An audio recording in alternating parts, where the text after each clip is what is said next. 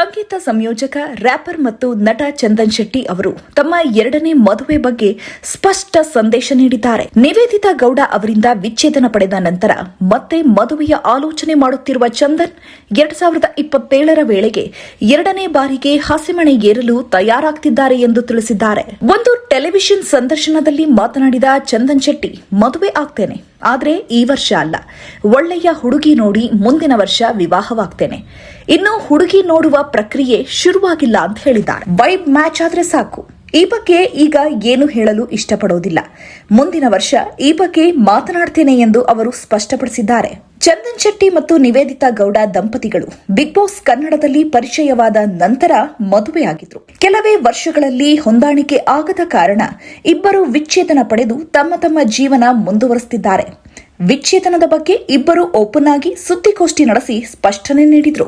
ಸದ್ಯ ಚಂದನ್ ಶೆಟ್ಟಿ ಎಲ್ಲರ ಕಾಲೆಳೆಯತ್ತೆ ಕಾಲ ಎಂಬ ಸಿನಿಮಾದಲ್ಲಿ ನಟಿಸುತ್ತಿದ್ದಾರೆ. ಸುಜಯ್ ಶಾಸ್ತ್ರಿ ನಿರ್ದೇಶನದ ಈ ಚಿತ್ರದಲ್ಲಿ ಅರ್ಚನಾ ಕೊಟ್ಟಿಗೆ ನಾಯಕಿಯಾಗಿದ್ದು ಏಪ್ರಿಲ್ 24ರಂದು ಚಿತ್ರ ರಿಲೀಸ್ ಆಗಲಿದೆ. ಮತ್ತಷ್ಟು ಸುದ್ದಿಗಳಿಗಾಗಿ ನೋಡ್ತಾ ಇರಿ ಪಬ್ಲಿಕ್ ನ್ಯೂಸ್ 24x7. ಇದು ಸತ್ಯದ ಧ್ವನಿ.